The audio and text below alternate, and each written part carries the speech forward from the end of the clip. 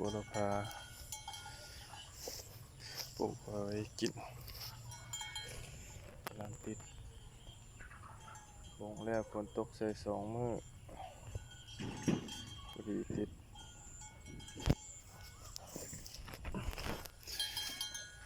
เทวดาเหี่ยวใส่2 มื้อหวานอิสราเอลสัตว์ขึ้นกับหม่องเลยเขียวขึ้นเลยนี่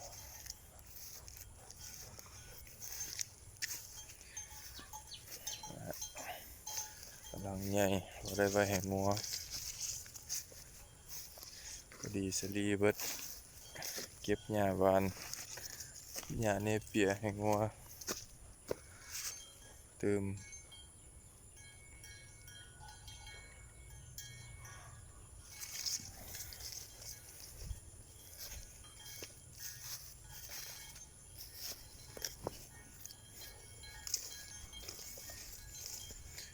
นี่เป็นนาเนเปียเริ่มสูงครับ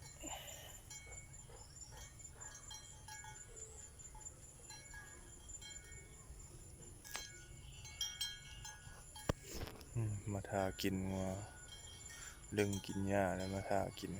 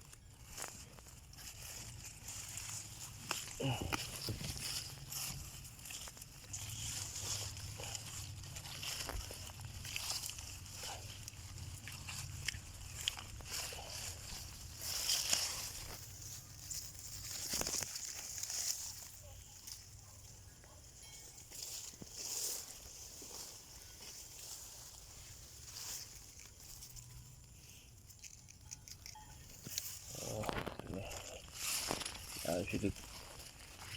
หนา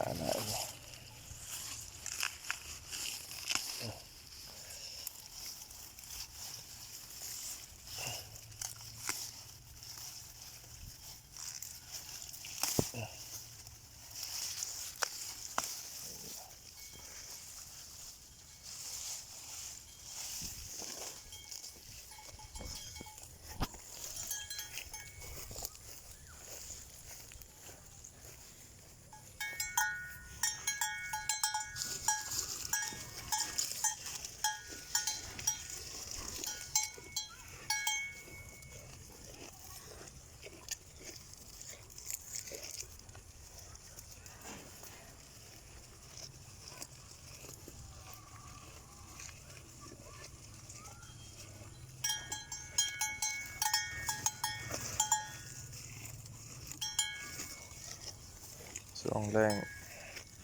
แต่อีโตนมันจอยหลายมีปลูกหญ้าให้กินเติม